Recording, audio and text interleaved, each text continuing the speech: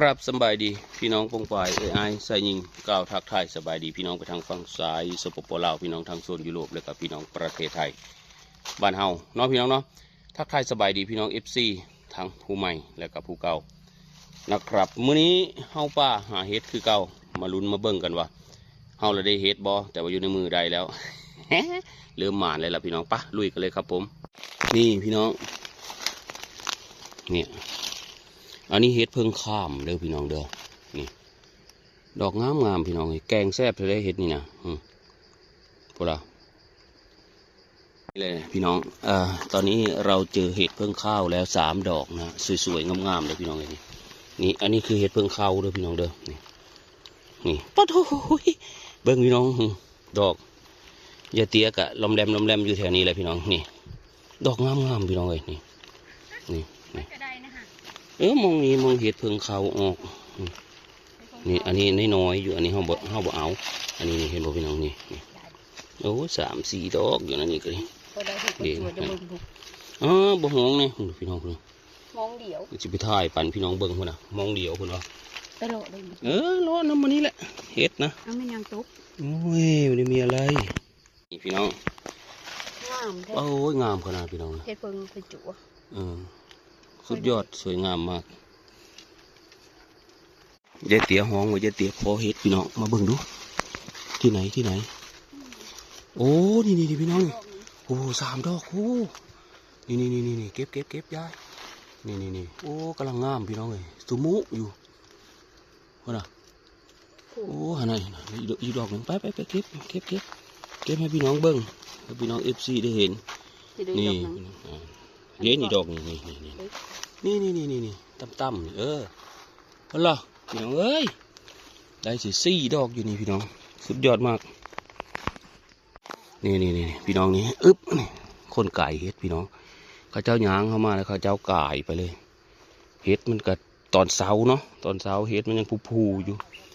ยังมีเห็นมันพี่น้องอย่าเตี้ยพออีกแล้วโอ้โหตัวนี้จนบานพี่น้องเอาเก็บยายเก็บงามๆช้าๆมีต้องยานหมู่มาญาติเพราะว่าเขาไก่เบิดเลย นี่แน่เอ้ยมาพี่บ้านนี้เฮ็ดนะพี่น้องเลยค้นกายนี่ข้าเจ้าหยางกายนี่เห็นหมดเลยมี3 ดอกนี่ตรงทางคนเดินเลยนะข้าเจ้าหยางกายเฮ็ดพี่น้องเอ้ยนี่สวยงามเอาจ้ามานี่อันนี้อีกนี่เห็นบ่นี่2 นะ 2 ดอกสวยๆเห็นบ่ขณะดอกนาอีกดอกหนึ่งว่าละธรรมดาพี่น้องต้องนานะเห็นบ่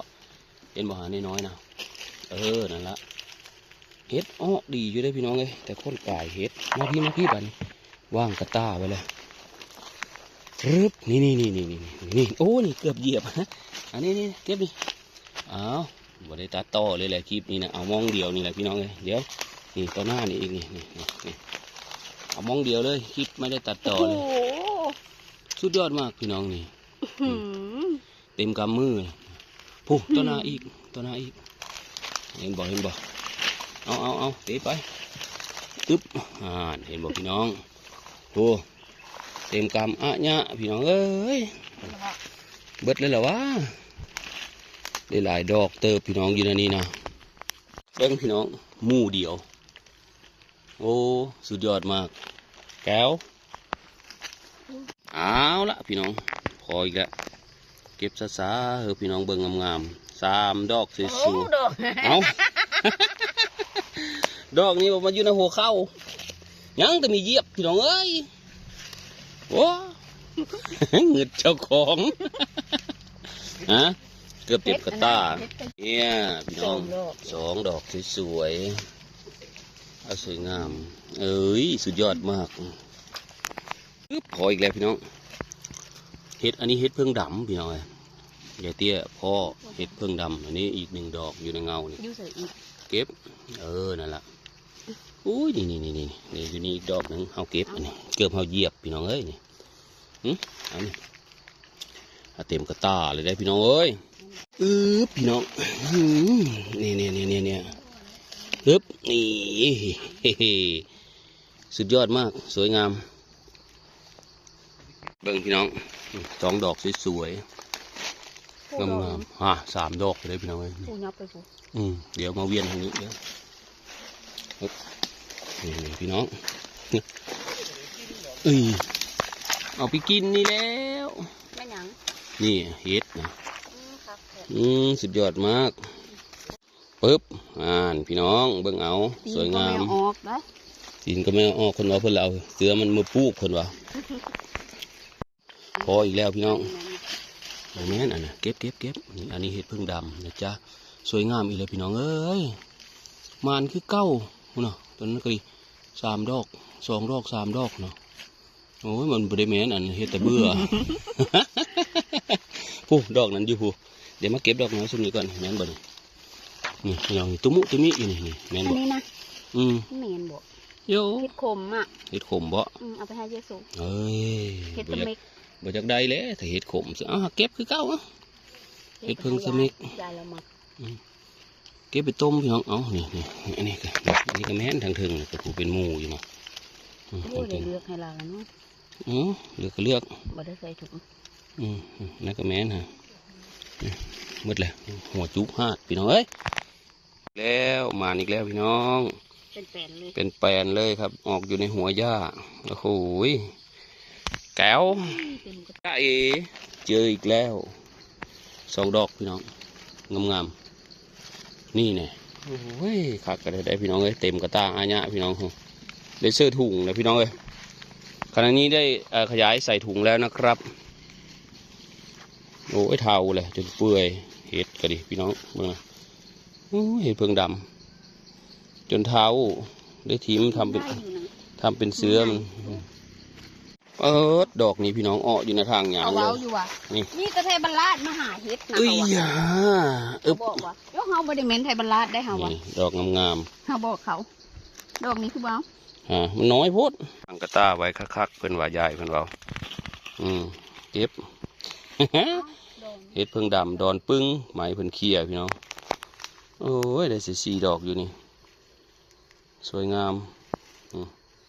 ล้นกระตาใส่ถุงแล้วนะครับมันคือเก้าพี่น้องเลยนี่พี่น้องเห็ดเพิ่งดำตอนมันออกไม่ไหมนะดอกมันสีดำคือใบตองนี่ขั้นมีสังเกตนี่ได้เห็นเลยพี่น้องเลย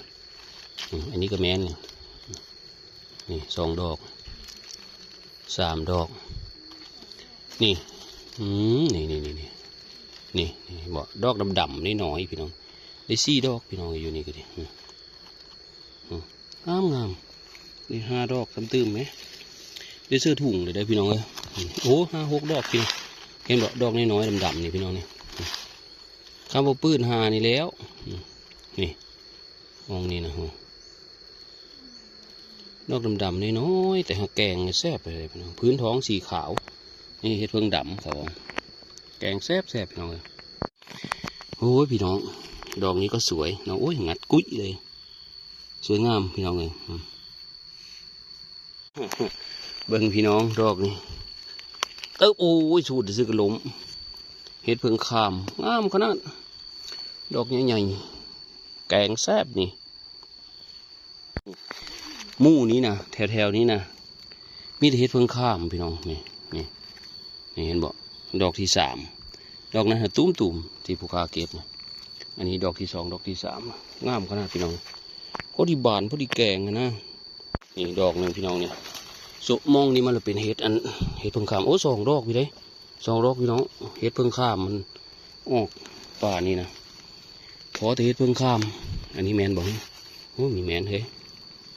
เนี่ย2 ดอกสวยๆเลยครับจะอันนี้คือว่าเห็ดเลยพี่น้องเบิ่งก่อนโอ้เห็ดเพิ่งขมโอ้อันนี้เห็ดเพิ่งเข้าอันนี้เฮ้ยดอกน้อยๆเป็นเห็ดเพิ่งขมพี่น้องเห็ดเพิ่งเข้าเสียดอกนึงอยู่ในหัวหญ้าพี่น้องเลยเห็ดยามนี้อ๋อในหัวหญ้าได้นี่พี่น้องเดี๋ยวผมจะปืดเธอพี่น้องเบิ่งเด้อปืดมาปึ๊บเนี่ยมันออกอยู่ในหัวหญ้านี่พี่น้องอันนี้คือเห็ดเพิ่งข้าวนะครับตึ๊บสวยงามหาง่ายๆพี่น้องขันย่ำเห็ดอ้อนะอยู่ในหัวหญ้าพี่น้องเห็ดเตี๋ยไก่เห็ด นี่เฮ็ดอยู่นี่แม่กายเฮ็ดคักและยายอันนี้ตาบดีโอ้หยัง เห็นบ่ดอกนึงอ่ะ สิเด้ย หั่นเลย ฮะเฮาก็บ่เห็นคือก็สิเด้ยบาดนี้ หั่นดิ โอ้นี่หลีอยู่นี่พี่น้องโอ้บ่ได้ว่าตายายตาดุยมันก็ยังงั้นมีเห็นเฮ็ดโอ้ยมันก็กำลังงามพี่น้องเอ้ยอันล้นกระต้าเลยได้พี่น้องเอ้ยได้เสื้อถุงเลย กระต้าได้เอาไปเก็บเลยนี่พี่น้องย่างกายเฮ็ดเอ้ยพี่น้องเอ้ยสองดอกเกือบเท่าโอ้ยเนาะเท่าเสร็จแล้วเนาะเท่าเสร็จแล้วเนาะโอ้ยเอาตีนก็ลุดได้สิ2 ดอกพี่น้องเอ้ย2โอ้ปืนเลยพี่น้องเบิ่งตะก้อนบึ๊บฮันดีฮะเฮ็ดเพิ่งดำพี่น้องเอ้ยดำกุ้มมุมอยู่โอ้ยงามกว่าดอกเฮ็ดใครพี่น้อง เฮ็ดไข่เฮ็ดเพิ่มมีหูจักแต่ค่อยเราไปป่นแล้วนี่เนี่ย มายืนเฝ้าอยู่กับเอา นี่เฮ็ดแล้วว่ะพี่น้องนี่ คอยนะจ๊ะนะตา นี่สุดยอด นี่บ่ว่า อันนี้คือผลงานการหาเห็ดเนาะพี่น้องเนาะเต็มกระต้าสวดอัญญะล้นถุงเสื้อถุงไปนํพี่น้องเลยสำหรับคลิปนี้เอาละพี่น้องปองไปสำหรับคลิปนี้ก็ขออนุญาตบาดคำเด้อพี่น้องเนาะขออนุญาตจบคลิปลงสำนี้เด้อก่อนจบขอพี่น้องปองไปทุกคนนะครับเนาะอยู่ดีมีแห้งกินข้าวแซ่บนอนรับ